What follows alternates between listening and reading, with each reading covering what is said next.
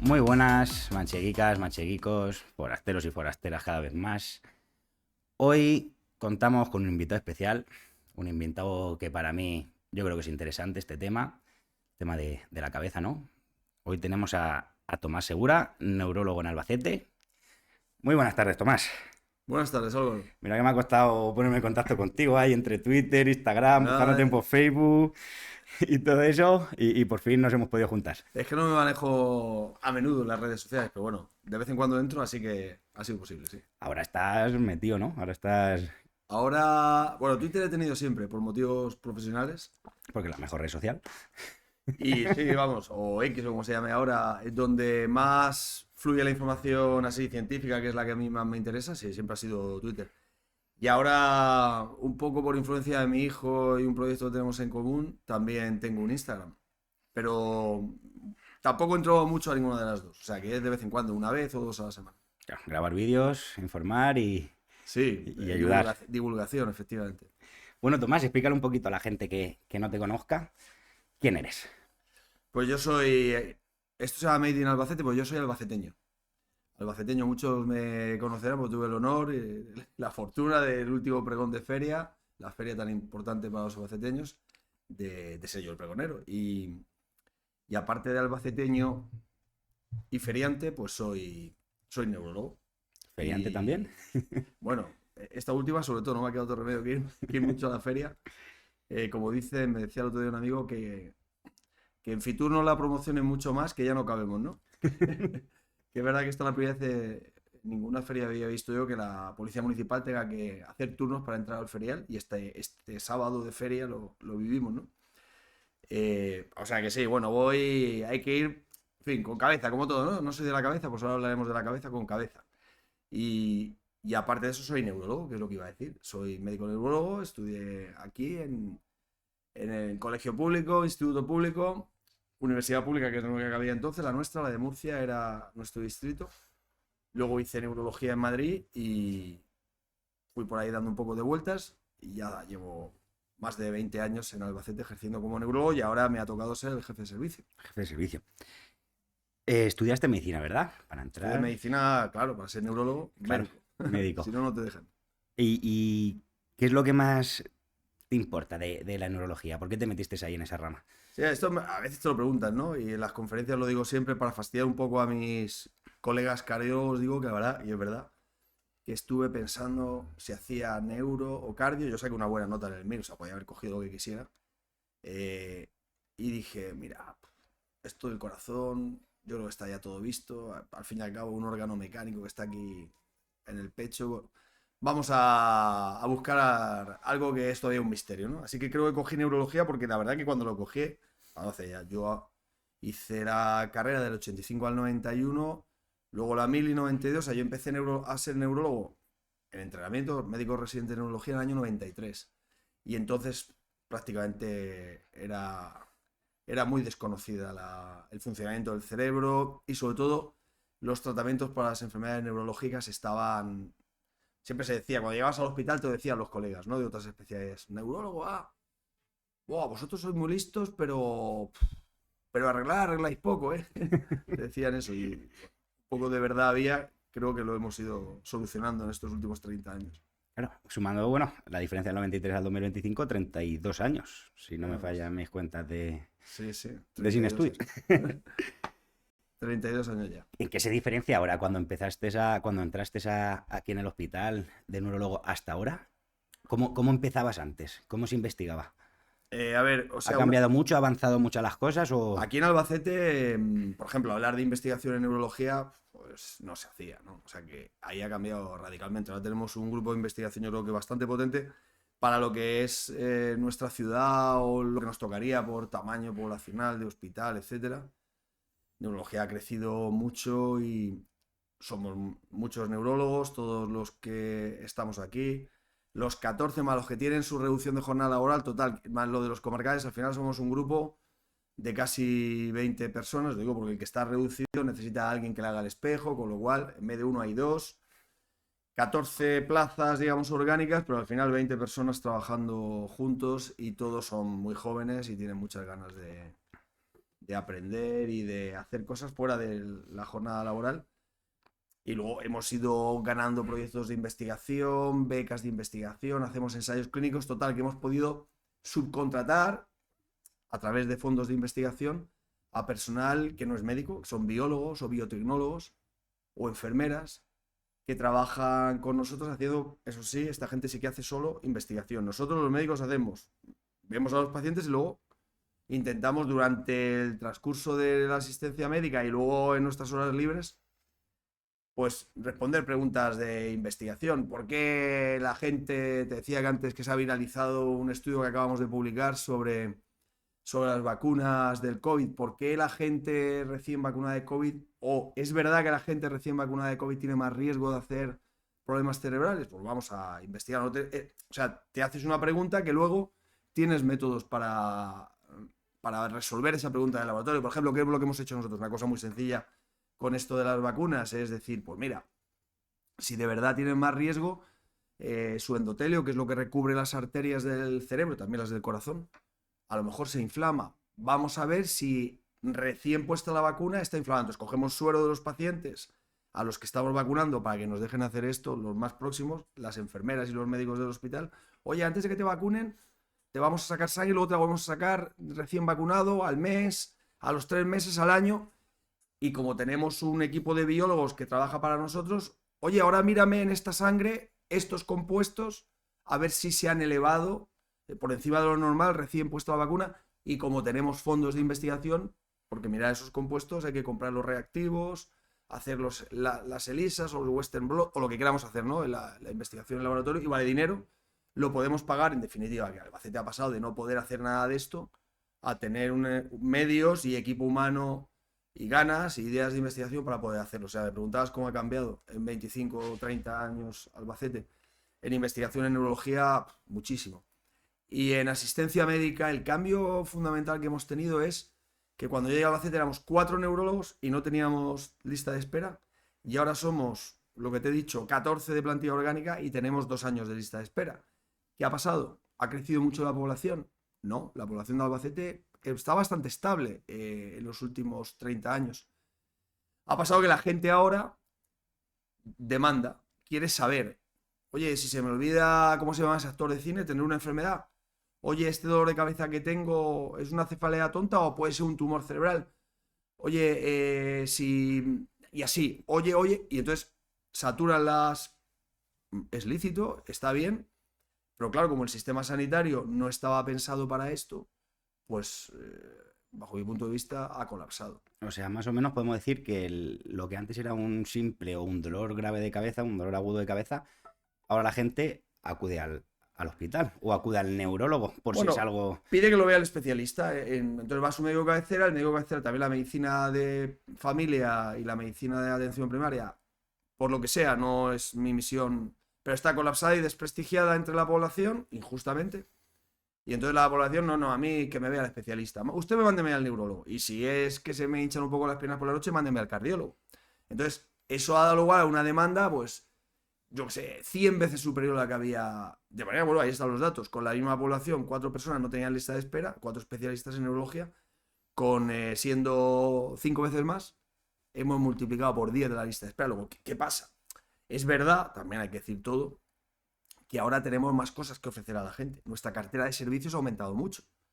Y también es verdad que antes los enfermos ingresados a nuestro cargo pues eran sota, caballo, rey, y ahora los que están en el hospital, en la planta, tienen mucho desarrollo, les hacemos muchas cosas, solucionamos muchos problemas, y entonces yo tengo que poner más gente en hospitalización. Es verdad que antes no había guardias de neurología y ahora sí hay, con lo cual cada día hay uno que sale de guardia, ahora ya 2 que salen de guardia, esos no pasan la consulta. Quiero decir que todo hay que analizarlo, pero básicamente el análisis así global y muy somero sería: hacemos más cosas, hemos aumentado la cartera de servicios, tenemos mucha más especialización y también la población demanda más, que es una población más empoderada, más informada, demanda más soluciones y más información. Pero todo esto también en un marco global que es que la sanidad en España es universal y gratuita. Y ojo, que eso lo sabemos muy bien los de Albacete, yo siempre digo a mis paisanos: si algo es gratis, se consume más. Ya está. Por si sí, por si no, yo, si me dan el periódico gratis, lo cojo y luego lo leeré o lo uso para envolver sardinas, pero lo cojo. Y si hay por algo hay que pagar, pues ya la demanda se para un poco, se amortigua, se modera, no sé cómo llamarlo, pero de alguna manera habrá que darle una vuelta al sistema público de salud. Claro, porque pues, es igual, yo cuando iba digo, como toda esta gente, ¿no? O sea, yo tengo migrañas, como te he comentado antes de entrar, y digo, madre mía, digo, si es que no aguanto, digo, si es que estoy aquí, digo, a mí muchas veces me dicen, ¿por qué no vienes? Digo, pues porque sé que hay 7 u 8 personas, digo, yo no tengo fuerza de cuando me dan, la única hora que tengo de tranquila, antes de que me lo vuelvan a dar, es para dormir. Digo, porque a mí hay un momento que me empieza la migraña de poco a más, que luego más adelante hablaremos de migrañas, digo, me dura un mes, mes y algo. Va de darme una vez ya empezar por la noche y luego llega un punto que me dan 10 12 veces al día.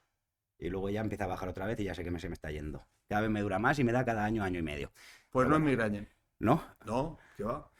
Una cefalea que se repite varias veces a lo largo del día no es migraña. Será probablemente si va a rachas, como tú dices. Fíjate, estamos aquí haciendo en directo un diagnóstico. Un diagnóstico. Será una cefalea en racimos, que se llama así porque cursa en racimos. O sea, me duele un mes al año y no me duele el resto del año. Ese mes me da todos los días. Y además, si es una cefalea en racimos, tiene una curiosidad muy grande, que es que suelen ser horarias. Es decir, oye, es que me da siempre a la misma hora. La cefalea en racimos y si es en racimos, rara vez te deja pasar la noche entera sin despertarte, ¿no? Pero si te da en mitad de la noche, oye, que me da siempre a las 3 de la mañana.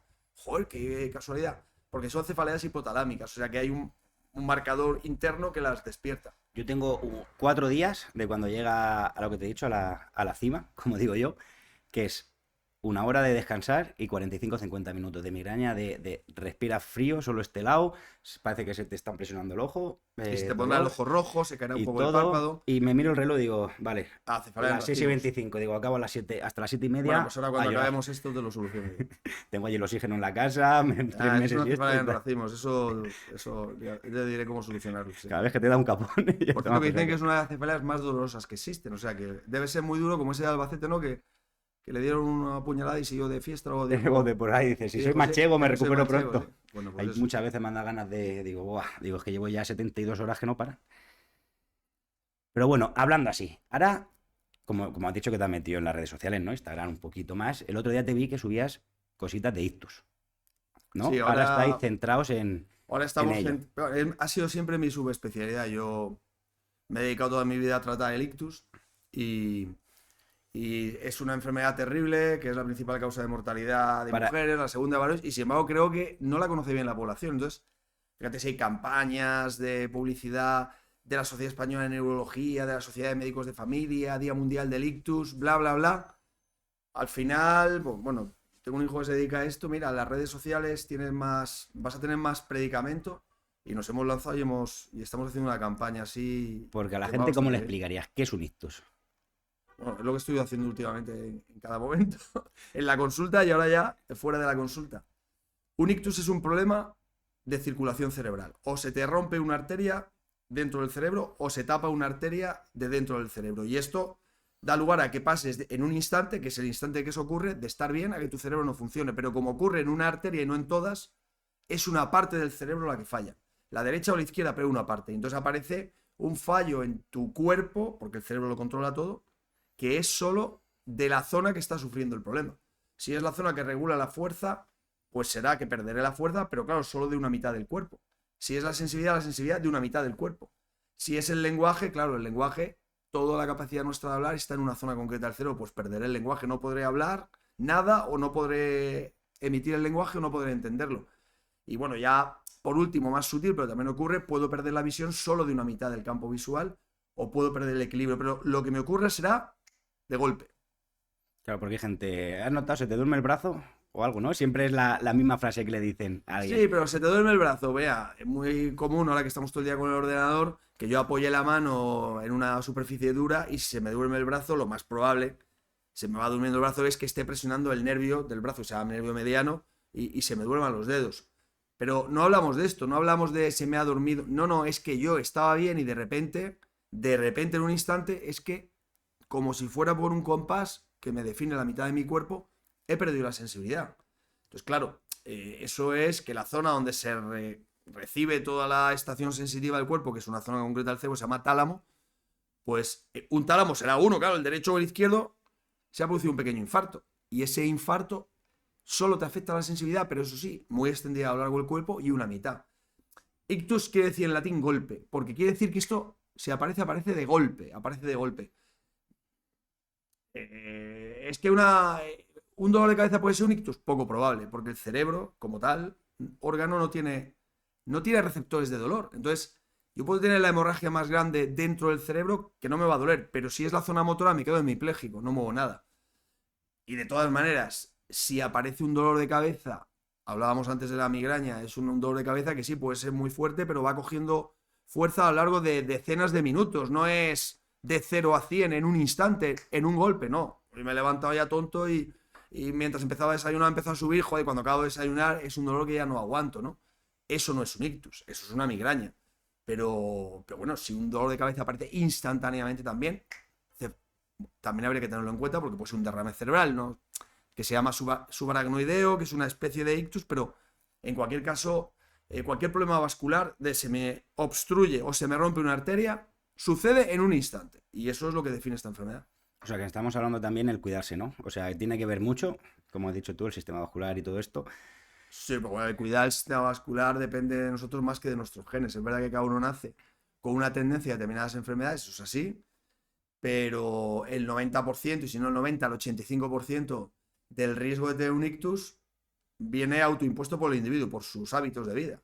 Por fumar, por no hacer ejercicio, por tener la tensión elevada y no saberla y no tratarla, por tener el azúcar elevado, no saberlo y no tratarlo, por tener el colesterol elevado, no saberlo y no tratarlo, por tener una arritmia tontorrona que para el corazón no es nada, pero que para el cerebro puede ser terrible, que es la fibrilación auricular, y así. Es decir, sí, podemos controlar tener un ictus, posponerlo o hacer que no lo tengamos, porque los datos a día de hoy es que 1 de cada 6 personas lo va a tener. De los que salimos a la calle, cuando te hayas cruzado 6, 1 de los 6, que puede ser tú mismo, va a tener un ictus a lo largo de su vida. Entonces, claro, es una enfermedad tan frecuente y tan grave que debería haber un mejor conocimiento de la población, y en ello estamos. ¿Y sabes si lo tienes o te va a llegar o eso no se sabe hasta que te llega? Si tienes algunos síntomas, hay algún síntoma que dices, pues estas 2 semanas, mira. No, bueno, si te da... Algún paciente que a lo mejor hayas tenido que haya coincidido en algo. No, a ver, hay lo que se llaman accidentes isquémicos transitorios, que es la gente que me está oyendo y dice, eso me ha pasado a mí, pero me duró 10 minutos y se me quitó. Bueno, pues eso para nosotros es igualmente una emergencia. Porque el que tiene una arteria tartamudeante, o sea, imagínate un trombo que se lanza, tapa la arteria y luego la sangre empuja y lo destapa en 15 minutos. Tendría esos síntomas, pero solo 15 minutos. Pero claro, si ha formado un trombo, vale, la sangre has tenido la suerte que te ha destapado el trombo por su empuje. Pero el siguiente trombo que formes, si tienes una tendencia innata a hacerlo, porque te ha pasado ya, a lo mejor no lo rompes. Entonces, si aparece cualquiera de estos síntomas que he detallado antes, que tienen que ser bruscos, pero afectar una zona concreta del cuerpo y aparece, como digo, de manera instantánea, hay que consultar a un médico inmediatamente porque puedes tener un problema grave que a lo mejor se ha resuelto ahora. Yo siempre digo, hay gente que me dice, no, a ver si el sueño que todo cura, entonces noté esto, me acosté y a la mañana... Eso es lo peor de las decisiones, porque si tienes suerte se te destapa solo, pero si tienes mala suerte cuando te levantes sigue estando ahí el problema, como lo del dinosaurio, ¿no? De cuando se despertó ahí seguía, pero han pasado 8 horas más y los médicos tenemos menos herramientas para solucionártelo, porque tiempo es cerebro. Time is brain, que dicen los americanos. Tiempo es cerebro quiere decir que si sufres un ictus, cuanto antes te lo solucionen, menos cerebro va a quedar afectado. Y por cada minuto sin recibir sangre mueren 2 millones de neuronas. Es verdad que tenemos 100.000 millones cuando nacemos, pero, chico, mejor mantenerlas todo lo que podamos, ¿no? Claro, hablando de neuronas, ¿las neuronas que se pierden se regeneran? No, las neuronas son unas células tan súper especializadas que, entre otras cosas, han perdido la capacidad de regenerarse. Nacemos con 100.000 millones de neuronas y morimos con muchas menos. A lo largo de la vida vamos perdiendo capacidad cerebral, eso es evidente, no hay ningún Nobel de física o de matemáticas que no se llama Nobel, se llama de otra manera, por encima de los 50 años, ningún campeón mundial de ajedrez por encima de esa edad. Es verdad que la senilidad, digamos, ir cumpliendo años, te va haciendo perder neuronas y tu cerebro no funciona igual de bien en lo que es innovación, en lo que es inventiva, en lo que es abstracción. Lo que ocurre es que las neuronas que van quedando son capaces de establecer nuevas conexiones y como el cerebro funciona mediante conexiones, si tienes 100.000 millones, vamos a poner este ejemplo fácil, y cada neurona tuviera 2 conexiones, 200.000 millones de conexiones. Si pierdes la mitad, pero cada una de ellas genera 4 conexiones, tendrías más conexiones, y como lo que te hace funcionar son las conexiones, bueno, pues puedes ir paliando esta pérdida. De ahí que haya que entrenar el cerebro para que se formen conexiones. Bueno, las conexiones cerebrales, que se llaman sinapsis, sí que se van produciendo a lo largo de la vida. La regeneración de las neuronas, te digo que no, para que la gente me entienda, podríamos hacer alguna precisión científica de una zona concreta, se producen algunas, pero vamos, a efectos prácticos no se regeneran, porque dentro de su super especialización han perdido la capacidad de reproducirse. Y bueno, pues hay que cuidarlas, evidentemente, entre otras cosas, por eso. Porque si no, la tenemos. No. ¿Y cómo se pierden? Que es la otra cuestión. Ya que no se regeneran, ¿cómo se pierden? Claro, las neuronas se pierden, como todo nuestro organismo, porque nacemos con el enemigo dentro, ¿sabes? El enemigo son las mitocondrias, nos dan mucha energía. Piensa que el cerebro supone el 2% del peso corporal y consume el 20% de la energía corporal. O sea que las neuronas son metabólicamente muy activas, y el metabolismo de una célula hace que se vaya lesionando. Sería largo de explicar, pero básicamente es que nos estamos oxidando continuamente y que nuestras células sufren el metabolismo oxidativo, de manera que, bueno, pues esto les lleva a ir perdiéndose, y por eso envejecemos, básicamente. Las células, además, que se reproducen, que ya digo que no son las neuronas, un buen ejemplo para esto, pero el resto, cuando se van reproduciendo, cada pasada que hacen en cada reproducción pierden parte del material genético, y llega un momento que ya no pueden volver a reproducirse. Entonces, yo digo que las neuronas no se reproducen, esto es un problema, pero el hepatocito, que sí se reproduce, el hígado, pues se reproduce mejor un tío de 20 años que en uno de 80. O sea que al final todo nuestro organismo va perdiendo capacidad, porque va perdiendo, pues esto, la autorregeneración, y porque continuamente el oxígeno que respiramos nos está lesionando. ¿Qué podemos hacer para que la lesión sea menor y haya menor pérdida? Pues básicamente, por no complicar la vida a la gente, hacer lo que se llama vida sana. Si es que en la moderación o en el medio está la virtud, ¿no? Pues hacer cosas que no sean muy exageradas, porque claro, si te hinchas a comer... Pues, los extremos nunca exacto, son buenos. Y si estás todo el día, y si no duermes, y si, en fin, pero vamos, básicamente vida sana es comer bien, dormir lo suficiente y hacer ejercicio físico. ¿Cuánto dormir lo suficiente para ti? ¿O para que descanse el cerebro? Digamos que lo fisiológico es dormir unas horas, que también va cayendo con el paso de la vida. O sea que, por ejemplo, para mi hijo normal será dormir 8 horas, y para mí, pues dormir 6 horas o 6 horas y media. También es porque mi cerebro, como se ha ido deteriorando ya por los años, ya no es capaz de hacer un marcapasos de sueño tan grande. Y eso, por ejemplo, yo, que era un gran dormirón de fin de semana, si podía me levantaba a las 11, que ya no se me hace nunca jamás. A la hora, me acueste a la hora que me acueste, no se me hace nunca esa hora. O sea que bueno, pues es rarísimo que yo duerma más de 8 horas, aunque tenga tiempo por delante para poder hacerlo, ¿no? 8 horas y media, pero eso es normal. Se va perdiendo con la vida.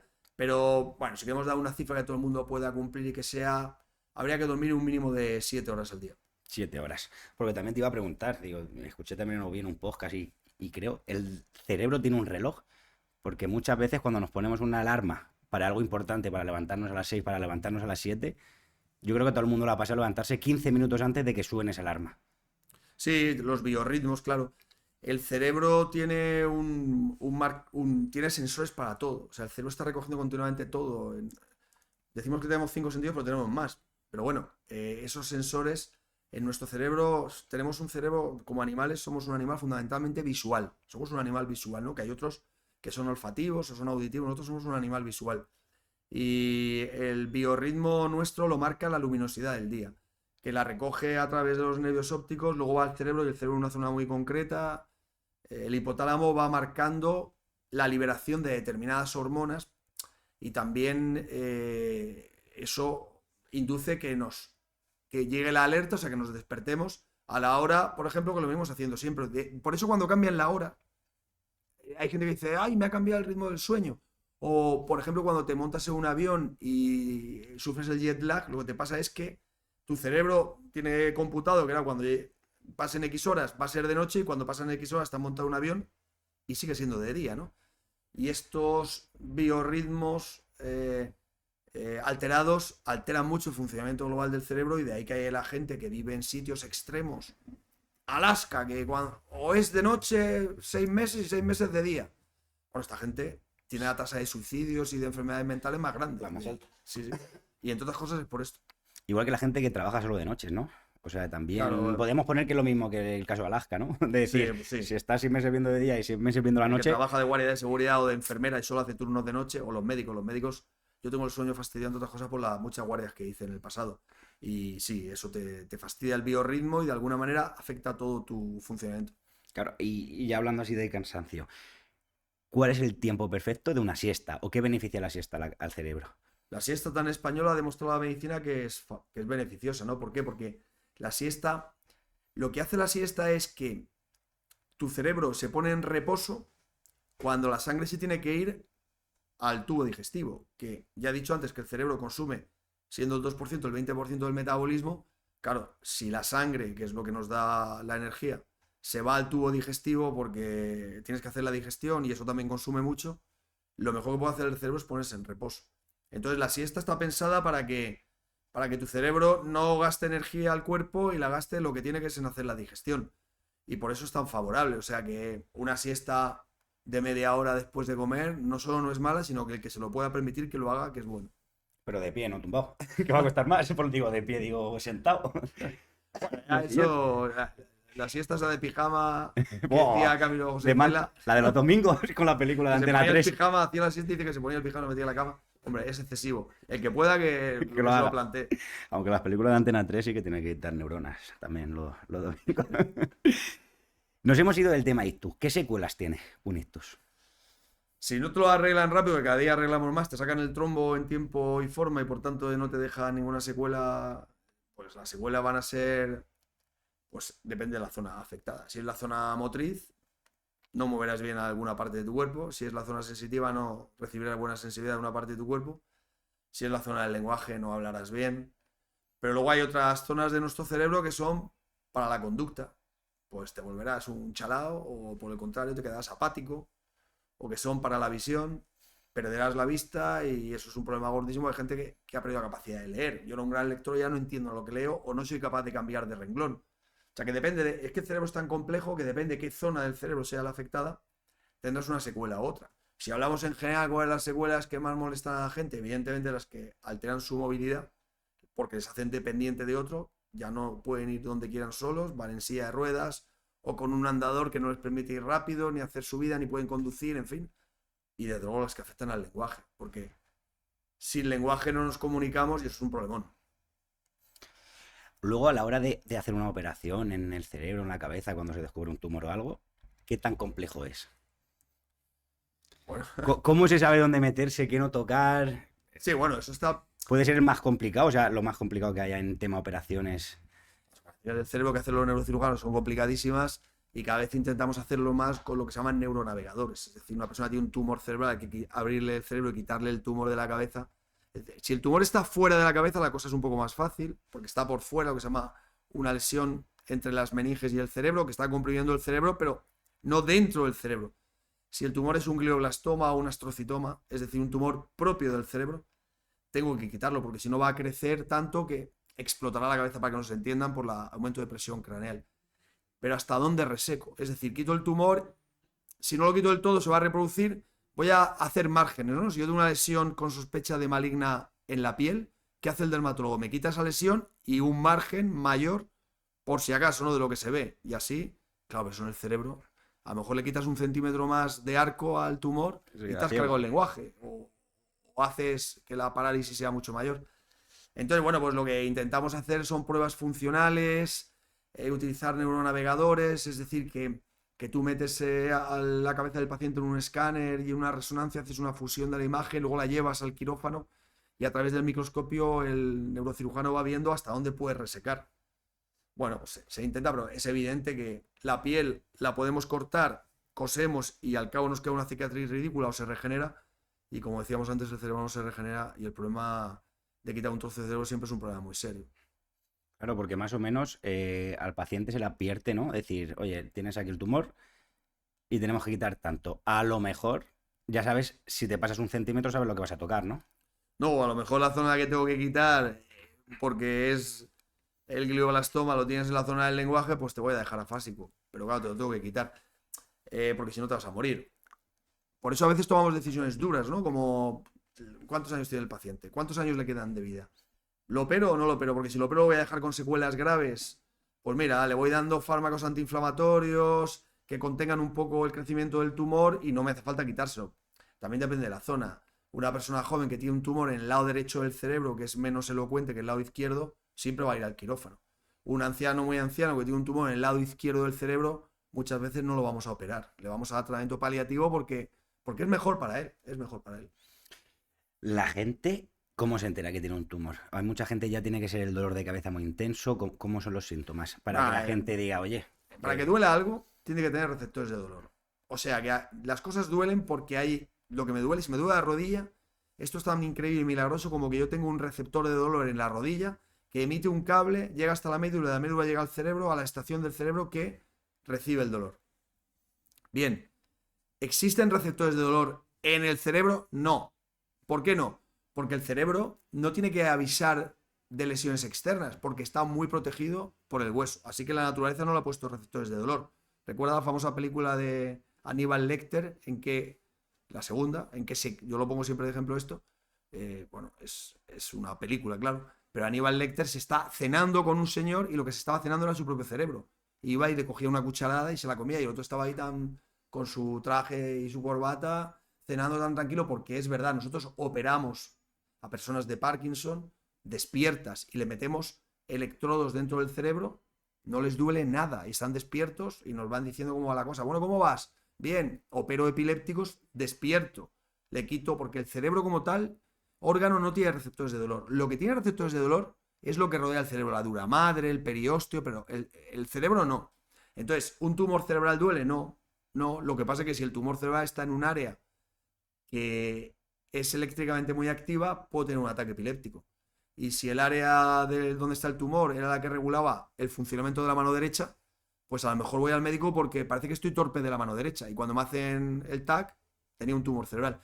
Pero al que le duele la cabeza, es que me da miedo tener un tumor cerebral, pues es lo menos probable. O sea, que te duele la cabeza, tendrás otras cosas, pero un tumor cerebral es poco probable. o sea, qué beneficioso que te duele la cabeza antes de que lleves tiempo que se te ha Sí, pues dormido. si me dan a elegir, claro, prefiero eso. La mayor parte de los dolores de cabeza, también el tuyo, son lo que se llaman primarios. O sea, no hay lesión que los genere, sino que son dolores de cabeza. Estos sí que son normalmente heredados. Es, más que enfermedades, son rasgos genéticos. Y son el 95% de las veces cefaleas primarias. ¿Qué quiere decir cuando un médico dice primario? Que no hay ninguna lesión que lo esté creando. O sea, que te hago una radiografía de tu cerebro, una resonancia, un TAC, el tuyo y el mío son iguales. Tú eres migrañoso y yo no. Entonces, ¿por qué soy yo migrañoso? Eso lo explico también en mis clases de divulgación. Habrá que seguirme en Instagram o En en Instagram, TikTok en o TikTok, donde... ande lo suba. Empezar a subirle ya, ¿eh? Vamos a cambiar tema. Migrañas. ¿Cuántos estilos de migrañas hay? La migraña es un dolor de cabeza que tiene que ver con el encendido de un interruptor que todos tenemos. Tenerlo lo tenemos todos, así que la forma de nuestro cerebro vista desde fuera es la misma en el migrañoso y no. Y lo que varía en la persona es la fuerza que hay que hacer para encender ese interruptor. Yo no soy migrañoso, pero yo he tenido migrañas a lo largo de mi vida. ¿Por qué lo sé? Porque las identifico porque soy neurólogo, es mi profesión. ¿Cuándo las he tenido? Cuando, por ejemplo, he tenido una gripe con una fiebre muy elevada, la hipertermia de la gripe ha encendido mi interruptor de la migraña y entonces yo tengo un dolor de cabeza que es el de la migraña. Es un dolor intenso, que va a golpes, que empeora con el movimiento de la cabeza, que se asocia de que me moleste mirar a la luz, que me moleste que me hablen alto y donde mejor estoy es en la cama aislado de los demás. Y esta sería una migraña, bueno, es un dolor de cabeza tipo migrañoso exaltado por un estímulo muy poderoso para el interruptor de la migraña. El problema del migrañoso es que lo que le genera el dolor es un cambio en la presión atmosférica, ha cambiado el tiempo, me he tomado un poco de vino espumoso, si soy mujer es que me han cambiado las hormonas y voy a tener la regla y eso me da la migraña. Pero bueno, me preguntabas los tipos. Básicamente hay dos, la migraña sin más y la migraña con aura. ¿Y qué quiere decir el aura? Que a veces ese interruptor de la migraña, el que se ha encendido, está muy cerca de una zona del cerebro que es visual. Y entonces el migrañoso, antes o a la vez de tener la migraña ve lucecitas por todo el campo visual. Como estrellas, negro, Sí, apaga las a eso luces. hay de todo. Yo le digo a la gente que me lo dibuje y cada uno te dibuja una cosa, Como ¿no? empiezas a hacer a parpadear y ver las luces. Sí, sí, se ven lucecitas. Migraña con aura. La gente que tiene migraña diariamente, o sea, ¿de verdad algún día existirá alguna medicación para Ya curarla? la hay. Ya la hay. Sí, sí, hemos tenido un cambio brutal en el último año, 2 años, 3 años con la llegada de los anticuerpos anti-GRP, porque antes teníamos migrañas crónicas, que es la migraña que afecta al paciente más de la mitad de los días del mes, o sea que es una situación terrible porque... Y claro, ya los médicos decíamos, yo ya no sé si esta chica, suelen ser mujeres, ¿eh? Si esta chica de verdad le duele tanto la cabeza o es una exagerada que viene aquí ha hecho de esto su vida, y busca la baja laboral, fastidiar a su marido o ya no sabe vivir sin quejarse. Pero claro, cuando han aparecido estos fármacos que son anticuerpos monoclonales y se los hemos puesto a estos pacientes, la inmensa mayoría han mejorado y bueno, tienen alguna migraña, pero ya no tienen migraña todos los días. Y entonces, yo el primero, he hecho media culpa y he dicho, madre mía. Y yo que creía que esta era una petarda, con perdón de la expresión, y resulta que no, que lo que era una enferma fastidiada y la pobre bastante tenía. O sea que ha mejorado muchísimo también el manejo de la migraña en los últimos 3 años. Porque la gente que tenga migraña diariamente agradecerá, dice, bueno, en vez de 6 días me da uno. Bueno, Lo prefiero. es que claro, es un ¿No? dolor que... Así, El eso que es lo tenga una que... migraña le condiciona todo el día. O sea que no, es que no puedes hacer nada porque tienes náuseas, te molesta la luz, te molesta el ruido, el dolor empeora con el movimiento, con lo cual al final mucha gente dice lo que hago es que me meto en la cama y ya está, claro. O sea, mucho motivo de baja, puede haber baja permanente. La migraña se considera que es una enfermedad más discapacitante para la sociedad que la diabetes. O sea, eso está medido. Es de las más discapacitantes. Porque afecta a gente joven en la etapa de la vida productiva y no pueden trabajar. Porque, a ver, si eres policía nacional tienes que correr detrás del caco, con la migraña no puedes. Eso está Imposible. clarísimo. Y bueno, y cualquier ejemplo que pongamos, casi. ¿Es verdad que solo usamos el 10% del cerebro? Eso es un mito falso. Ah, Eso es un mito falso. Eso sale, no sé, de un libro, de lo que sea. El cerebro, fíjate, el cerebro es tan increíble que está siempre en activo. ¿Tú crees que un órgano que consume el 20% de nuestro... La evolución no hubiera puesto un órgano que consume el 20% de nuestra energía para luego solo utilicemos el 10%? Qué tonta es la evolución, ¿no? O sea que eso no es así. Otra cosa es que tú me digas, como decía el gran sabio español Santiago de Ramón y Cajal, que cada hombre es arquitecto o escultor, decía él, que era más bonito, cada hombre es escultor de su propio cerebro, que tú puedes esculpir tu cerebro para hacerlo más productivo. Eso sí, pero mira, es tan increíble lo del cerebro que el cerebro, incluso en reposo, esto es un experimento, lo he contado varias veces últimamente, a algún colega mío se lo cuento, los residentes y tal. O sea, hay una zona del cerebro que, que está increíblemente activa cuando estamos sin pensar en nada. Porque, claro, los investigadores decían, pongo a la gente a hacer cálculos matemáticos y consumirá más glucosa su cerebro que si no haga nada. Y vieron que no era así. O sea que incluso cuando el cerebro está, oiga, no piense usted en nada. Esto que se dice, está pensado en la musaraña, o sea, dejar vagar el cerebro. Dejar vagar el cerebro consume también mucha energía. Y si eso es así, es porque vale para algo. Y creemos que dejar vagar el cerebro permite sedimentar el aprendizaje, la memoria y estabilizar determinadas zonas de nuestro encéfalo que nos dan, entre otras cosas, salud mental. Porque ahora mismo hay una apartado también en TikTok, Instagram y todo esto, lo que viene siendo el tema estudio, tema posición, ¿no? De cuánto puedes estar concentrado estudiando una posición, cuánto es el tiempo que el cerebro coge todo. O sea, que qué más caña le mete. Porque el otro día viene un amigo que se llama Raúl y dice, es que más de 2 horas y media después estudiar es complicado. Dice, déjate otras 4 horas. Dice, lo que no entiendo es la gente que se pega 8 horas estudiando seguidas. Dice, porque hay un momento que la cabeza no va a seguir aprendiendo, va a estar cansada. Dice, es que tú es igual que cuando te vas a correr, pues el cerebro es lo mismo.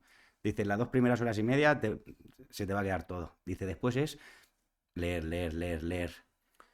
Pues mira, para estudiar una oposición no sé, pero por ejemplo, yo que soy docente, soy profesor de universidad, eso está muy medido.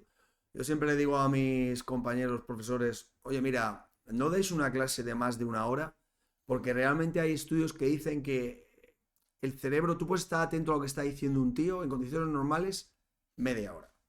Si pasa de media hora, tiene que ser un docente excepcional para mantener, y lo que te está diciendo te llama mucho la atención, para mantener la atención plena.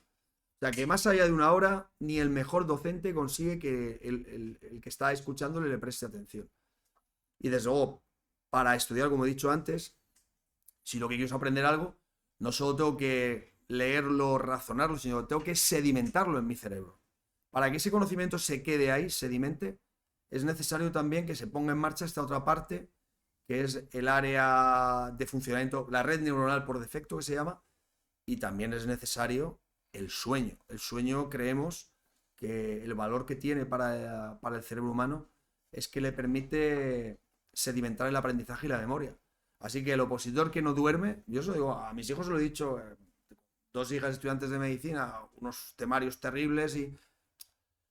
O sea, vete a dormir. Ya sé que a veces es difícil, pero lo que has estudiado durante el día va a quedar mejor en tu cerebro si te vas a dormir.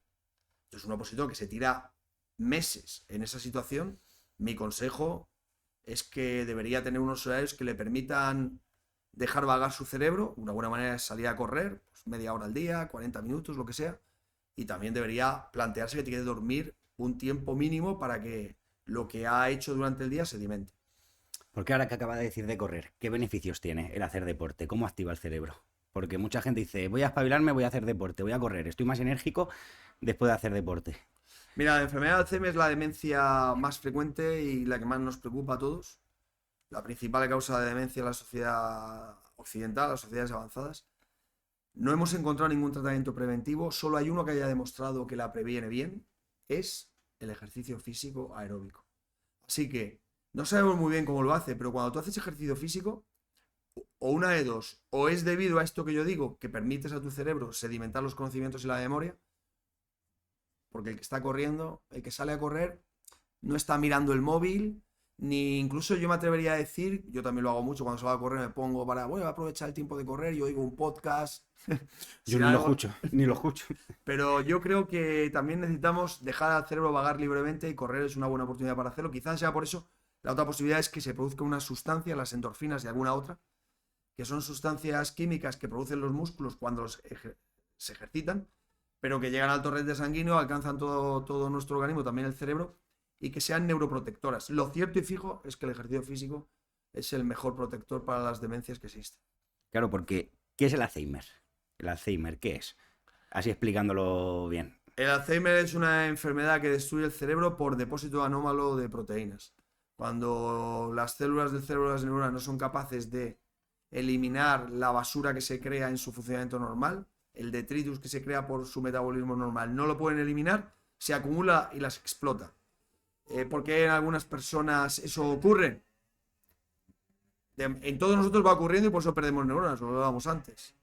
Pero, ¿por qué ocurre en algunas personas masivamente? Pues no se sabe, pero creemos que lo que ocurre es que en algún momento alguna de las proteínas que luego se acumulan de más adquirieron un plegamiento. Una proteína es un grupo de aminoácidos que tiene una forma tridimensional. Si esa forma, en vez de estar plegado hacia la derecha, está plegado hacia la izquierda, entonces ya una cosa tan tonta como esa hace que la célula no la pueda eliminar. Si es solo una proteína no pasa nada, pero creemos que cuando una proteína mal plegada toca otra bien plegada, cambia, la invierte.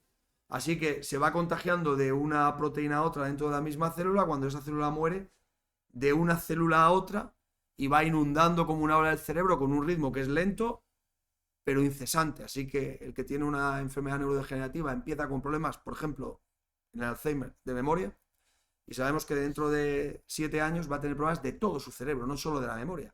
De la memoria, del movimiento, del lenguaje, de la abstracción, del carácter, del sueño, porque esa ola va a seguir progresando. Lo primero que se va es la memoria. En la enfermedad de Alzheimer, la zona más sensible, la que suele, no en todo el mundo, pero en la mayoría suele estar afectada, es el hipocampo. Y el hipocampo es una zona del cerebro profunda y pequeña, pero que sobre todo vale para regular la memoria. ¿Y qué diferencias tiene sobre una demencia? Bueno, llamamos demencia a una afectación del cerebro que hace que no seas funcional. O sea, que si te falla la memoria, pero sigues haciendo tu día a día, no tienes demencia. Cuando la memoria te falla y eso impide que hagas la comida porque se te olvida que está el fuego y has quemado 2 veces la olla, entonces decimos que tienes demencia. Hay demencias por enfermedad de Alzheimer y demencias por otras muchas enfermedades. por ejemplo, por haber tenido varios infartos cerebrales y ya no eres capaz de hacer tu vida normal. Sé que la demencia es un término que alude a capacidad del cerebro. Y también esto es un poco subjetivo, porque probablemente lo que llamamos la reserva cognitiva en una persona muy espabilada, muy capaz, muy instruida, sea más alta que en el típico tío que no ha hecho nada en su vida más que pues, estar tumbado y no ha leído, no ha escrito, no ha ido al colegio, no. Bueno, pues esa persona tiene más fácil hacer demencia porque tiene menos reserva cognitiva. Mi abuelo tiene demencia y es diferente, pero mi abuelo se acuerda de todo. O sea, lo te digo, pero no se puede mover, al levantarse se cae. Es lo que te iba a decir. Pero luego, el tema que te iba a decir de que se acuerda de todo es igual que en el Alzheimer. Hay personas que se acuerdan de lo que hicieron con 20 años, personas mayores, antes de lo que han hecho esos últimos 15 años. ¿Por qué es eso? Eso es porque la memoria, tenemos dos tipos de memoria. Tenemos la memoria que se llama de trabajo y la memoria a largo plazo. Por ejemplo, mira, hay muchas clasificaciones de la memoria, pero voy a explicarlo de una manera sencilla. Te iba a decir, muchas veces te han preguntado, ¿qué has comido hoy? Y te quedas diciendo. Eso es memoria de trabajo. Mira, hay una memoria sedimentada. Por ejemplo, tú aprendiste a montar en bicicleta a los 12 años y no se te olvida en la vida. Y tienes la demencia más grande del mundo y lo normal es que sigas montando en bicicleta. ¿Por qué? Porque ese conocimiento está muy repartido en el cerebro y no está en el hipotálamo ya. Perdón, en el hipocampo. Ya no está allí. Sino que yo aprendí porque funcionó muy bien mi hipocampo, porque funcionó muy bien mi lóbulo frontal, porque funcionó muy bien mi lóbulo parietal. Aprendí un conocimiento y luego eso ya ha sedimentado y se ha quedado muy repartido en el cerebro. Y tiene que ser que la demencia haya avanzado ya a lo bestia y haya ocupado todo el cerebro, cosa que no suele ocurrir porque al final te mueres antes. Por tanto, sigue sabiendo montar en bicicleta. Hemos visto dos vídeos en internet de un tío que está demenciado del todo y le ponen un piano y era pianista y el tío toca el piano. ¿Por qué? Porque eso es memoria sedimentada, procedimental. Ahora, la memoria a corto plazo, la memoria de trabajo, necesita que el hipocampo esté activo y como es la primera zona en funcionar mal, es por lo que la gente que tiene Alzheimer le pasa esto, ¿no? Que me cago en Dios, se me ha olvidado que había dejado la comida al fuego, no le he echado la sal a la comida. Empiezan por estos pequeños fallos, ¿no? Y sin embargo le preguntas ¿qué llevabas puesto el día de la comunión de tu nieta? Y te lo dicen exactamente. Y la comunión de su nieta fue hace 20 años. Sin embargo es incapaz de decirte ¿qué cenó usted anoche? Y no lo sabe. Y sabe qué vestido llevaba. Es porque está en otra parte del cerebro. Esa memoria está en otra parte del cerebro. En cambio, lo que cenaste anoche aún está en una zona que es la zona más basal, que es la que antes se afecta. Creemos que las enfermedades neurodegenerativas progresan de abajo a arriba. Empiezan por la base del cerebro y van subiendo como una ola. ¿Tú crees que algún día eso tiene cura? Claro, si ya coges a la persona con el cerebro destruido, pues como no podemos reproducir las neuronas, no, la cura por la que vamos ahora, en la enfermedad de Alzheimer en concreto, es ser capaces de diagnosticarla cuando todavía está empezando, de manera que no ha destruido casi neuronas, y dar tratamientos que hagan que ya no se destruya ninguna. Con lo cual, bueno, pues seguirás haciendo una vida normal. Recuerda, por ejemplo, al que fue presidente de la Generalitat de Cataluña, no se nos olvida, se llama Pascual Maragall. Este hombre era presidente de una región, tenía muchas responsabilidades de gestión y de gobierno, las ejercía, y mientras las ejercía le dijeron, tío, usted enfermedad de Alzheimer. Pero no tenía demencia, tenía enfermedad de Alzheimer. O sea, lo que le dijeron los neurólogos que lo atendieron fue, dentro de 10 años usted estará demenciado. El tío acabó su legislatura, ya no se presentó a la siguiente, y efectivamente, al cabo de 4 o 5 años estaba demenciado y desarrolló una enfermedad de Alzheimer, como todo el mundo, que al final va progresando, pero al principio, apenas te quita alguna cosa, ¿no? Entonces, si la diagnosticamos ahí y la paramos, se acabó el problema. Y lo que se está investigando es eso, ¿no? Es Poder eso. ponerle una pared y decirle desde aquí ya no siguen más. Hacer que esas proteínas... Ahora mismo el tratamiento va, como es por depósito de proteínas que las células no pueden eliminar, lo que ha hecho la ciencia es fabricar unos anticuerpos que te los inyectan, van por tu cuerpo, buscan esa proteína, la detectan y se la comen. Y entonces te la limpian. Porque ahora la última investigación, o la investigación que estás haciendo, ¿cómo afecta la vacuna del COVID, no? Sí, bueno, no, la última. La última. Lo que pasa es que ha salido ahora. Hay tantas. Este mes hemos publicado dos artículos muy interesantes. Uno, justo sobre esta enfermedad, la enfermedad por depósito de proteína amiloidea, diciendo que nuestros pacientes, 3 albaceteños, habían adquirido esta enfermedad a los 40 años, que es una cosa extraordinaria, porque es una enfermedad de ancianos, y buscamos el motivo y descubrimos que era porque en la primera infancia, cuando tenían 1 año de vida, 2 de ellos, otro cuando tenía 8, los habían operado en la FE de Valencia por cosas que eran tontas de la cabeza, pero tuvieron que ponerles una duramadre, es decir, un parche de duramadre, que entonces se hacía así, era lo que se hacía. Te ponían la duramadre, es como un plástico que envuelve el cerebro, cuando tú lo cortas, después volver a coserlo cuesta mucho y los cirujanos utilizan un parche para que les sobre para coser, y se ponía parche de duramadre liofilizado, o sea, tratada, en teoría, para que fuera estéril, de cadáver. Tuvieron la mala suerte de ponerle la duramadre de una persona que tenía Alzheimer, aunque no se supiera, lo tenía, y han desarrollado esa enfermedad con 40 años por contagio. Pero claro, le pusieron material de un enfermo de Alzheimer dentro del cerebro.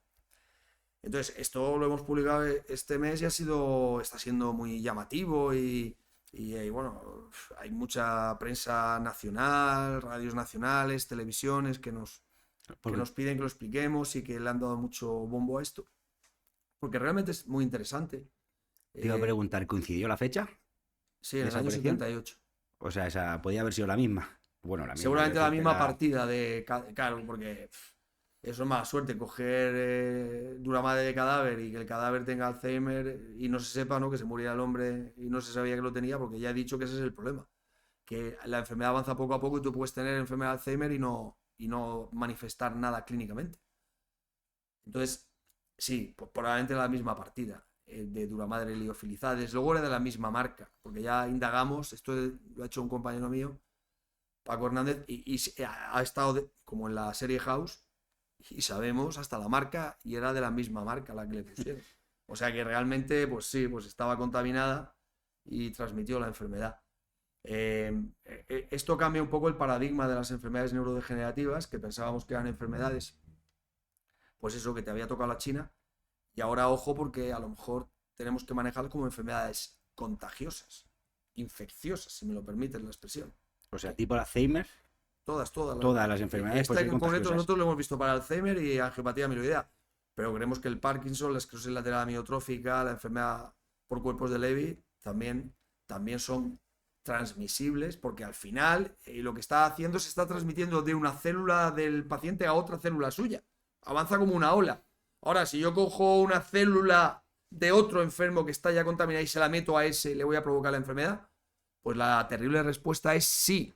Desde luego que mi abuelo con Alzheimer no me contagia la enfermedad de Alzheimer si le doy besos, si me toca su sudor, sus lágrimas o su saliva. Eso está claro que no, por vía digestiva tal. Ahora, ¿qué pasa si me cogen un trozo del cerebro de mi abuelo con Alzheimer y me lo ponen a mí dentro de la cabeza? Que tendré Alzheimer yo también, dentro de 30 años, pero lo tendré.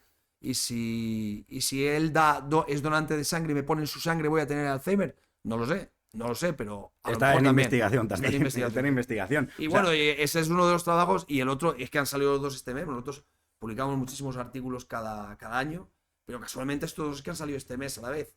Y otro que hicimos, lo que te contaba antes sobre las vacunas, mirando si podían inflamar el endotelio de las arterias, y bueno, lo inflaman un poquito. Ahora, eso no quiere decir que no haya que vacunar a la gente, porque más inflama el endotelio la enfermedad que la vacuna. Entonces, si la vacuna me va a impedir coger la enfermedad, bueno, pues susto o muerte, prefiero susto, ¿no? Ahora, que las vacunas inflaman, sí, entonces a lo mejor lo que hay que plantearse es a qué tipo de pacientes hay que vacunar.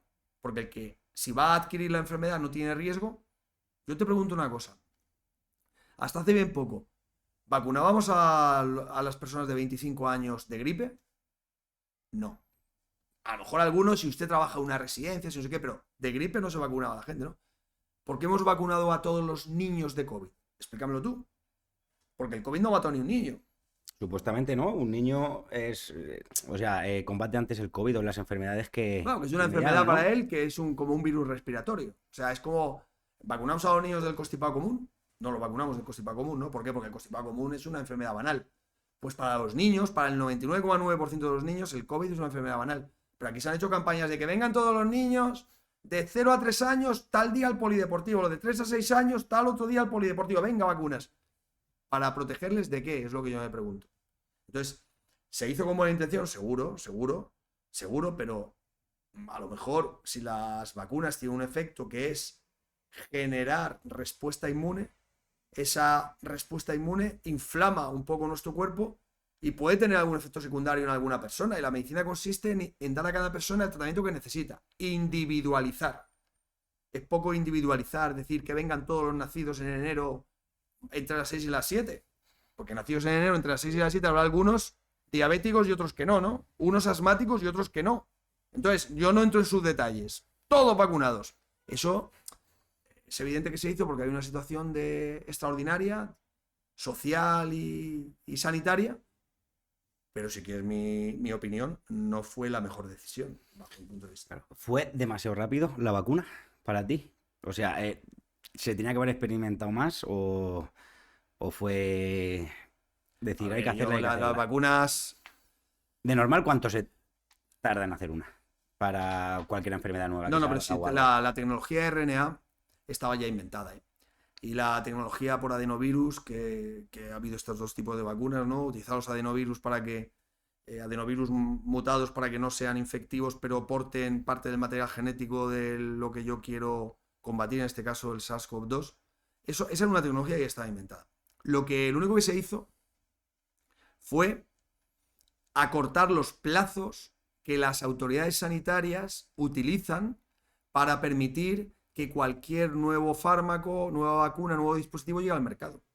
Que son unos plazos administrativamente tediosísimos que están pensados, pues, en teoría, yo siempre digo que primero para amargarnos la vida a los médicos, porque nos hacen hacer un papel ingente, pero bueno, en teoría están pensados como mecanismo de seguridad para que antes de que un fármaco se le dé a la gente esté archiprobado que no tiene efectos secundarios. Y eso aquí se acortó, pues claro, si seguimos los plazos normales, es que un fármaco desde que se experimenta en un ensayo clínico hasta que llega a la clínica normal, aunque sea el más exitoso del mundo, lo más que tarde 4 o 5 años. Por esos plazos que yo te digo. Aquí si dijeron, es que se acabó el mundo si tardamos 4 o 5 años. Tal y como va esto, se acabó el mundo, porque estábamos asustadísimos, ¿no? Entonces, bueno, pues se adelantaron los plazos y se hizo en menos de un año. No se saltaría ningún paso, ¿no? O sea, se hizo sin saltarse ningún paso, pero salió antes. Pasos administrativos se saltaron todos.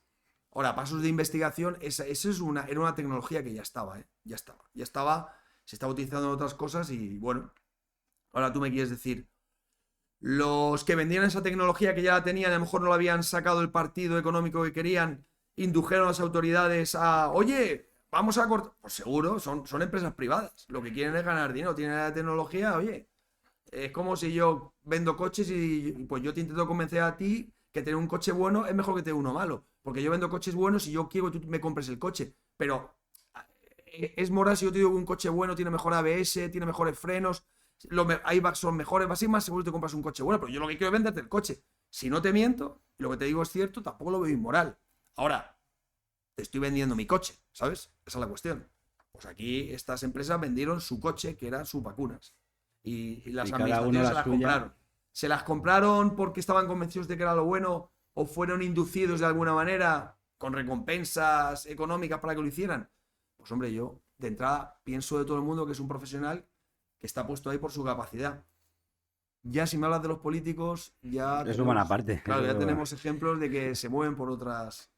Claro, porque el tema es, de las 4 o 5 vacunas más conocidas, cada una afectaría diferente, ¿no? Porque decían, esta afecta y dejan estas secuelas, estas otras secuelas. Claro, bueno, cada vacuna es diferente, ¿no? Sí, porque hay algunas que utilizaban como vector de la proteína del virus, utilizaban un adenovirus y otras que lo que hacían era llevar el material genético del virus en una...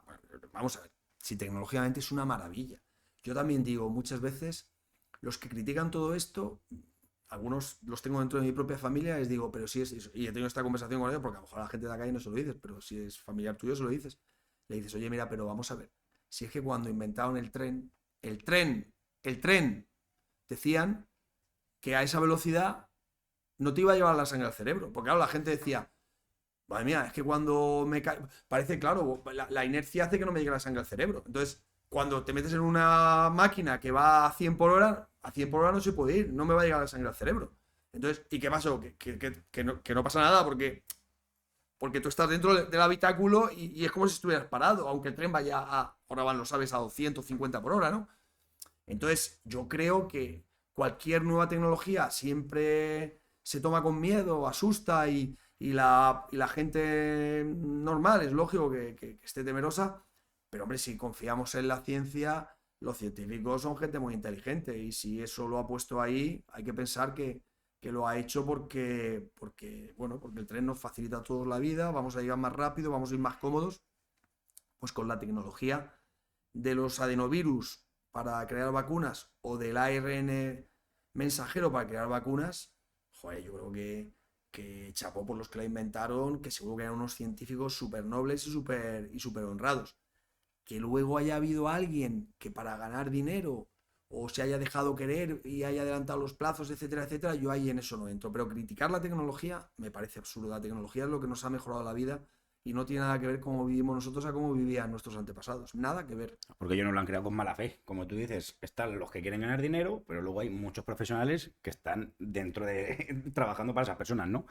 Efectivamente. Se nos ha criticado mucho a los médicos injustamente. Bajo todo punto injusto. Yo no digo que no haya médicos deshonestos, pero francamente yo no los he conocido. Pero habrá, pero yo no los he conocido. Claro, yo no creo que un médico, un investigador o cualquier persona haga algo de su propio trabajo que lo ama o que lo quiere para hacer mal a alguien.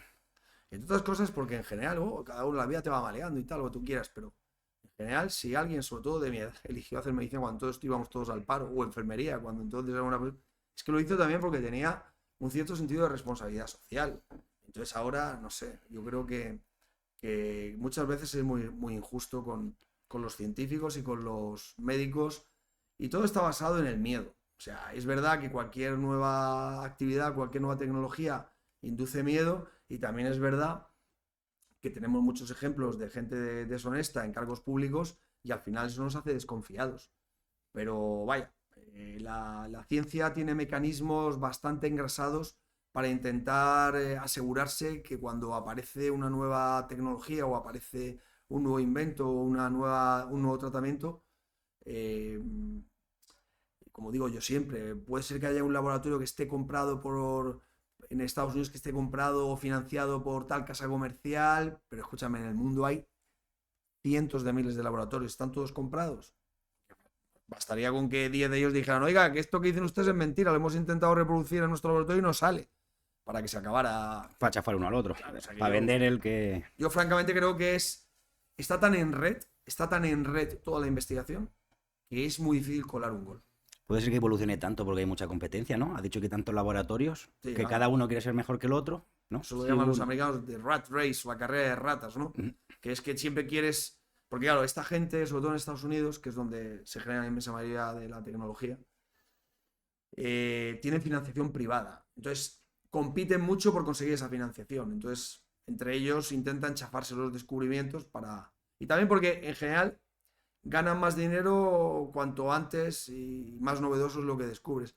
Aquí, como la mayor parte de la ciencia está subvencionada por el Estado, pues en primer lugar, uno, se hace menos ciencia y dos, aunque se hace menos ciencia, es una ciencia más reposada. No dependemos de nuestros descubrimientos para recibir un sueldo. Es el mismo, descubras mucho Lo descubras o poco. poco. Yo no llevo incentivos por publicar mucho, ¿sabes? Y Nadie luego me hay- dice, el sistema público de salud no me dice, oiga, doctor Sura, como usted publica tanto, le vamos a pagar más. No, mi colega que no publica nada gana lo mismo que yo, porque somos funcionarios públicos. Claro, y ahí en Estados Unidos o en otros países, ahí sí que iría por incentivos, o el que más publica, o el que más Bueno, descubra. va totalmente por incentivos. Tú te encuentras un neurólogo americano en el Congreso Americano o Europeo de Neurología hoy y lo normal es que al año siguiente, cuando te vuelves a encontrar, ha cambiado de puesto de trabajo.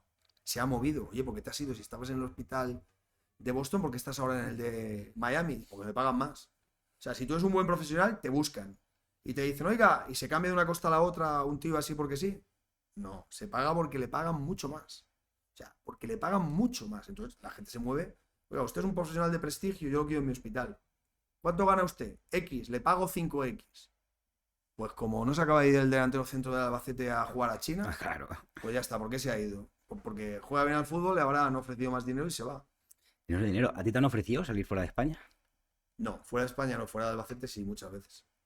Me han ¿Algún? ofrecido la jefatura o presentarme a la jefatura de otros hospitales de otras comunidades, claro. Yo creo que el caso de Albacete es llamativo. ¿Pero Es llamativo. privado o público? No, público. Lo que pasa es que, bueno, pues tienes una familia, yo consigo que soy muy albaceteño y tal.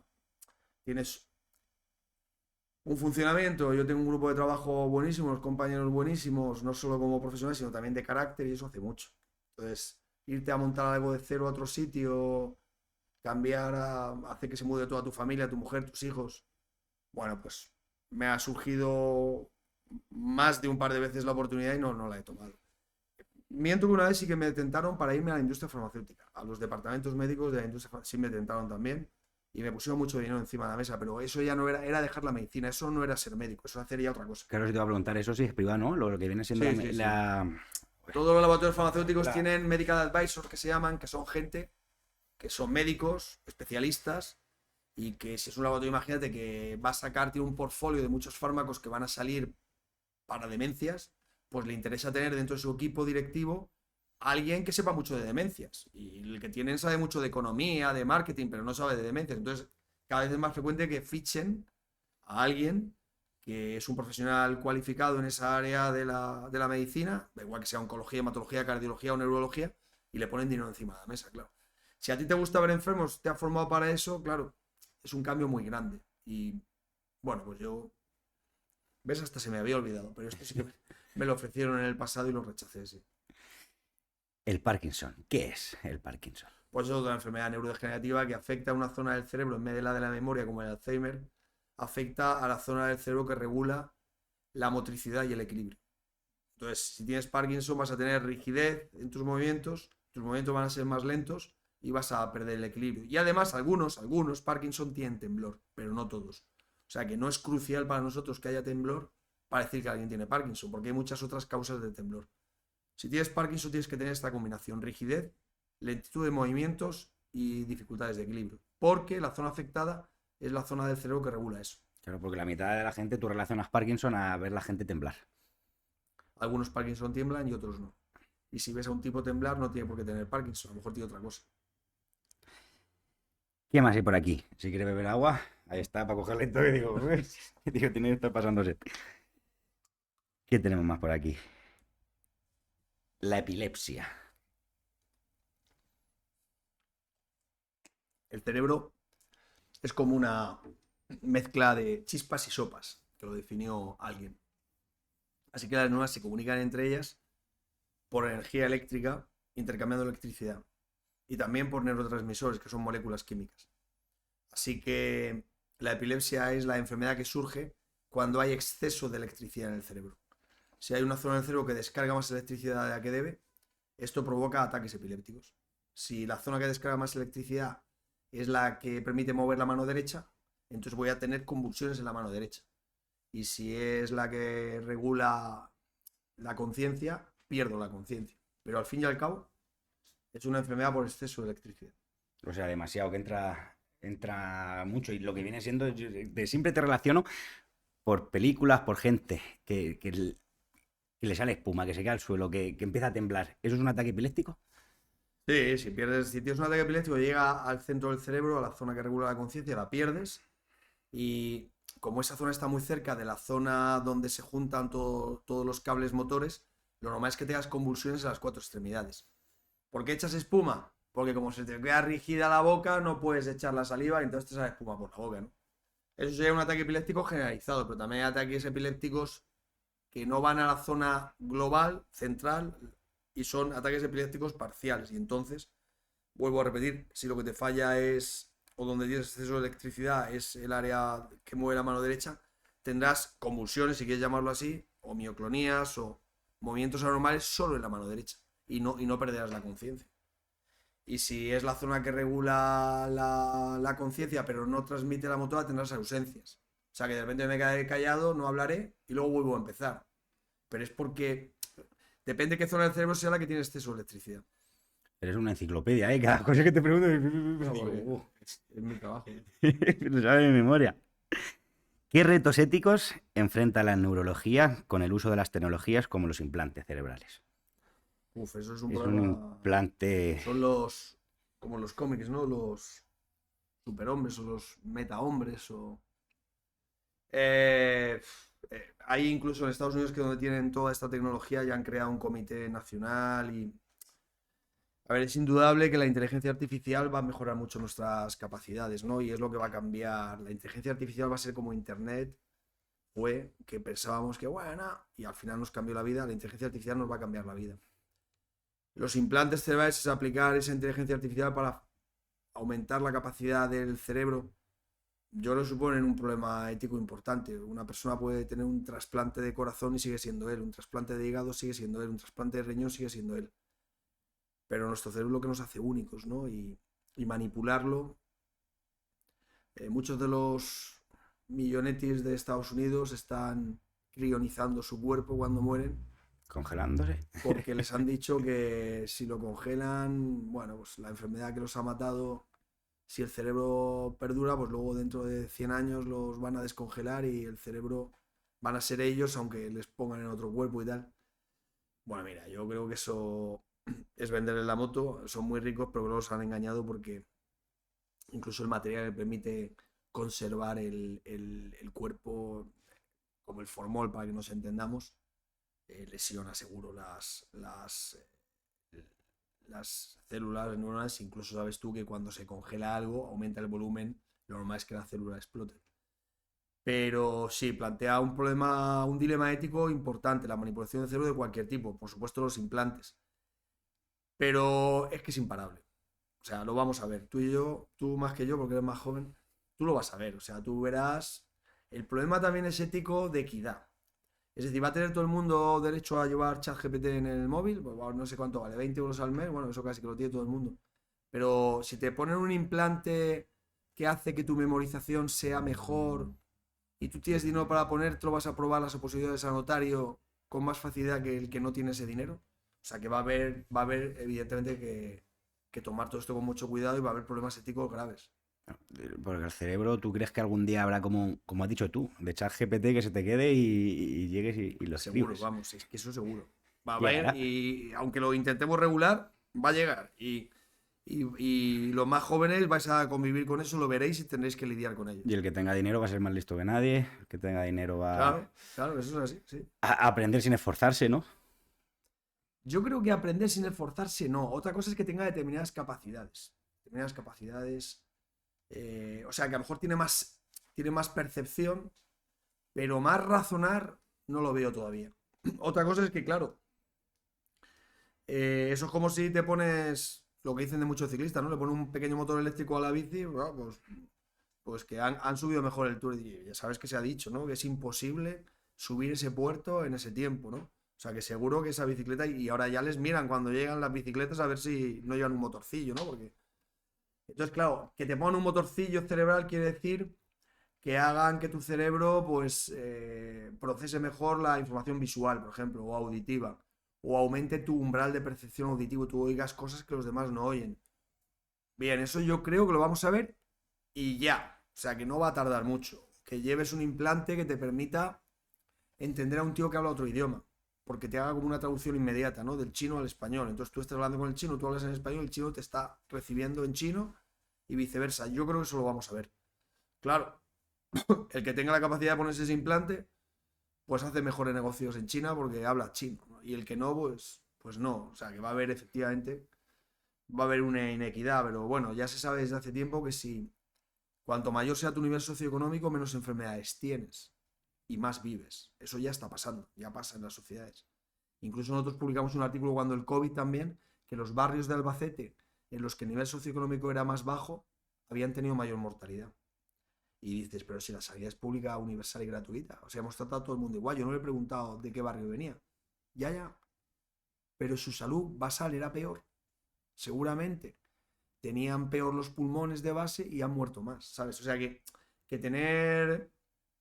tener un nivel socioeconómico más bajo condiciona ya hoy la salud. Y creo que el dilema ético al que se enfrenta la sociedad es que la tecnología sanitaria es tan cara y avanza a tal velocidad que cuando deje de ser universal y gratuita, que va a ser ya porque es impagable, el Estado no puede pagar lo que se tiene que gastar en tratamientos y en tecnología, y va a decir que no lo paga, solo podrán pagar los más ricos. Entonces, ¿cómo vamos a regular eso?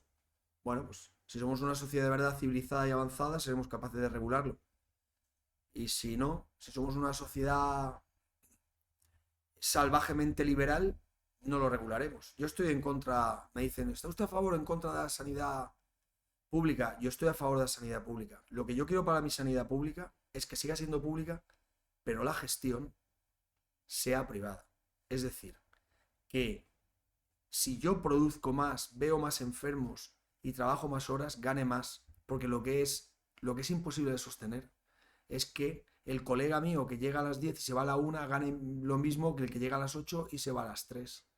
Y es absurdo que el que tiene en un centro de salud 500 cartillas gane lo mismo que el que tiene 5.000.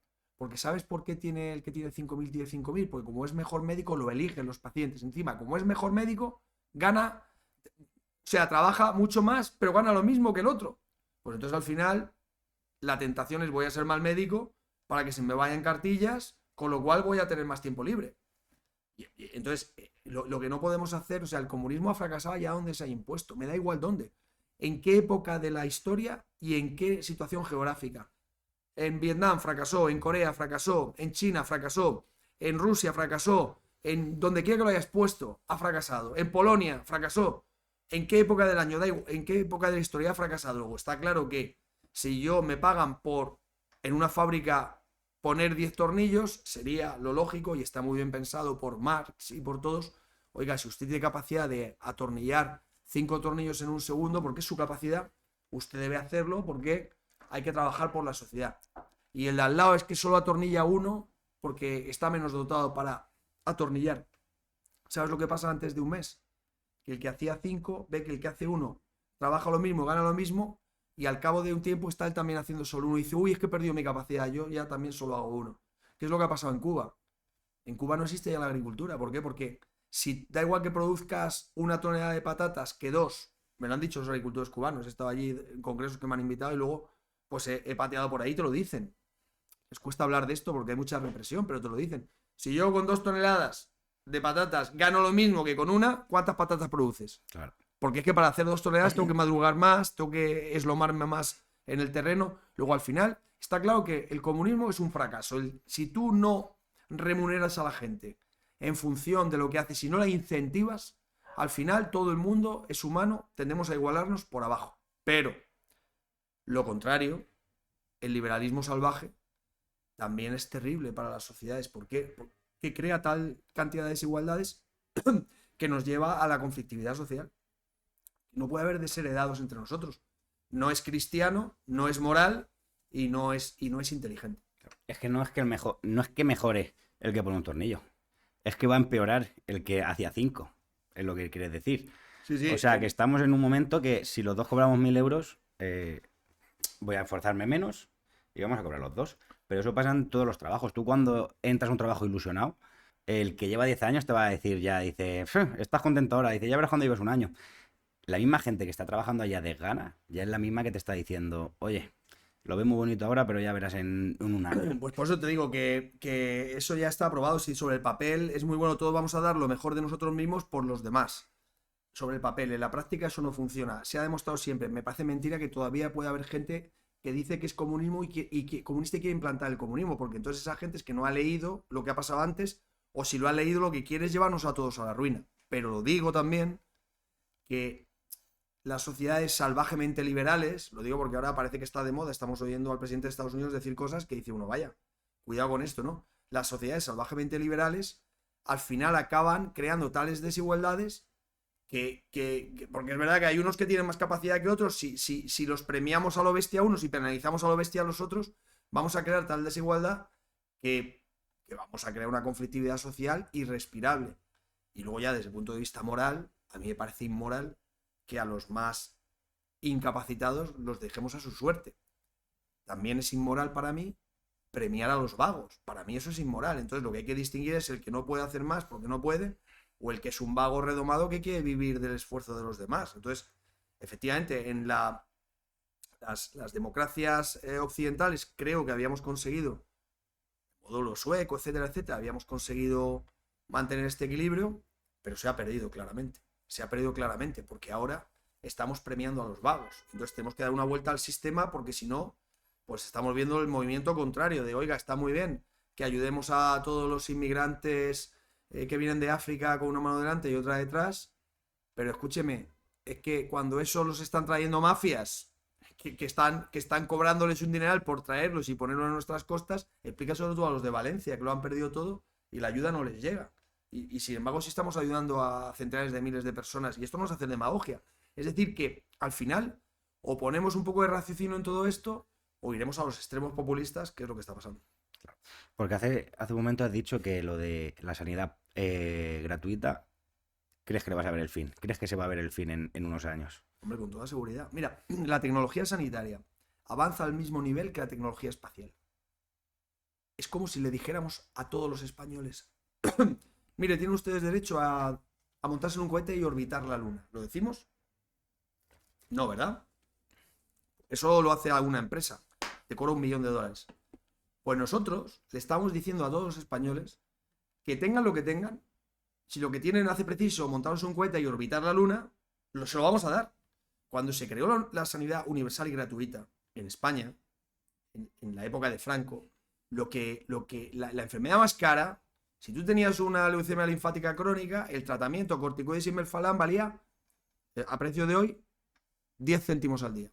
Ahora, el tratamiento de una leucemia linfática crónica, yo no soy hematólogo, pero debe andar por 2.000 euros al mes.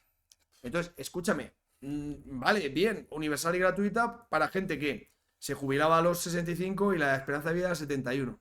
Ahora nos jubilamos a los 60 y la esperanza de vida son 90. Y antes, esos 10 años que vivías o 7 años que vivías jubilado, todo el tratamiento era gratis, pero los tratamientos eran baratísimos. Y ahora son tan caros como montarte en un cohete y orbitar la Luna. ¿Podemos mandar a todos los españoles a orbitar la Luna? No podemos. Por tanto, la sanidad universal y gratuita es una ficción al nivel que está ahora de coste la sanidad.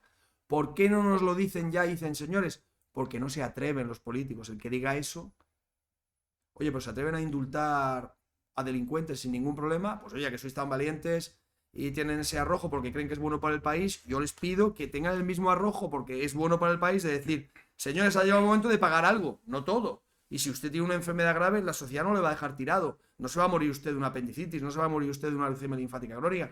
Pero oiga, hay que poner aquí un poco de raciocinio porque es que es todo tan caro que universal y gratuito, chico, yo creo que... Se va de desmadre. O sea, se podría decir que más o menos para hacer para equilibrarlo, se podría decir que a lo mejor hasta los 18 años es gratuita y hasta la jubilación. Bueno, yo creo que el modelo... Hay una cosa muy interesante que se fue el informe Abril, fíjate que lo hizo un ministro de Economía de la UCD, o sea que estamos hablando de hace muchos años, ya el hombre se había retirado de la política, pero era un gran economista, le pidieron que hiciera un informe sobre cómo hacer sostenible la sanidad española. Lo hizo, todo el mundo vio que tenía razón, lo metieron en un cajón y ahí sigue. Y ahí daba unas fórmulas muy interesantes. Yo no soy gestor, hago microgestión en mi servicio, pero no soy un gran gestor. Pero eso los que son gestores en sanidad saben perfectamente cómo solucionarlo y si no se hace es porque no hay voluntad política y ya está. Y cuando ya se les hunda el sistema no tendrán otro remedio que ponerle esa voluntad. Parece que le están pasando el cascabel al gato que se lo ponga a otro, ¿sabes? Pero va a haber que hacerlo. Igual que te he dicho que tú verás los implantes cerebrales con seguridad, lo otro voy a ver yo, que soy bastante mayor que tú, porque va a ser ya. Lo otro va a ser ya. La sanidad universal y gratuita no aguanta 10 años más. Pero ¿no? eso, como tú dices, el partido que lo diga, bueno, es el que cae, ¿no? Pero que tendrá que llegar el momento. Es que hay que gobernar no pensando en las encuestas del día a día, sino en el bien del país. Yo estoy aquí para tomar decisiones que favorezcan a los ciudadanos a largo plazo, no para que me voten en las siguientes elecciones. Pero claro, el sistema que tenemos, por puro darwinismo, lleva a esto. Lleva a que la gente gobierne para las encuestas, no para los ciudadanos. Y eso es terrible. También podríamos decir que es casi lo mismo que las pensiones, ¿no? Podríamos decirlo. Yo Yo sí que no la voy a cobrar. Son insostenibles también. Ahí estoy yo, que yo no la voy a cobrar. También, sí, estoy de acuerdo. Pero también se debe a la esperanza de vida. A la Sí, jubilarse antes y todo. El aumentar la esperanza de vida es lo que decíamos. La jubilación más pronto y te mueren más tarde son más años consumiendo. Fíjate que hay estadísticas que dicen que un ciudadano español, más de la mitad de lo que consume en recursos sanitarios lo consume el último año de su vida. Fíjate. El último año. Cuando ya sabes que la... Bueno, Tomás, yo creo que hemos estado una horica y algo, lo que hemos dicho para que lo escuche la gente. Un repaso y les ha entretenido. Yo tengo aquí esto, lo otro. ¿Qué consejo le dirías a la gente para cuidarse? El cerebro. El cerebro. Para cuidar el cerebro, fíjate que parece que no tiene mucho que ver con el cerebro. Quizás si solo le puedo dar un consejo, me vas a permitir que le dé dos, le voy a dar dos. El primero es que lean mucho. Leer es una gran actividad para el cerebro, pero si solo pudiera darles uno, a día de hoy la evidencia científica pone por encima de la lectura, que sería el segundo y maravilloso, el ejercicio físico. Como hemos hablado, ha salido aquí a colación, es increíble que el ejercicio físico puede tener ese efecto benefactor sobre el cerebro, pero lo tiene. Así que eviten el sedentarismo y lean todo lo que puedan. Pues bueno, Tomás, muchísimas gracias por venir. Y así una semanica que hemos quedado. Espero que a la gente le haya sido entretenido, porque a mí, luego la gente que sepa más, la gente profesional, la gente médica, la gente que tenga más lenguaje que yo y la gente que lo escuche, lo entenderá mucho mejor y tendrá más dudas. Porque yo creo que me quedaba alguna pregunta corta o algo, pero tú, Pues yo nada. creo que decías, me quedaba diciendo, Dios. Hablo muy rápido, además hablo muy rápido, sí. Pero se deja entendido, porque Muy siempre bien. en todas las cosas pones ejemplos. Claro, sí, Eso es lo bueno que tiene. Esto es lo que te da ser profesor, ¿sabes? Yo soy profesor de universidad y tienes a lo mejor estructurado la mente de manera que se entienda lo que dices. ¿Qué le pasa a eso, Raúl? Ah, pero que está encendida, vale. Bueno, pues Tomás, como ya hemos dicho antes, vamos a despedirnos. Una horita y algo que ha durado. Espero que a la gente le guste. Sacaremos algo y aquí abajo dejaré la red social de Tomás, que ahora está metiendo caña. Que ahora va a empezar a ser médico en redes sociales. Bueno, Instagramer de medicina. Instagram. Muchísimas gracias, A ti, Tomás. Álvaro.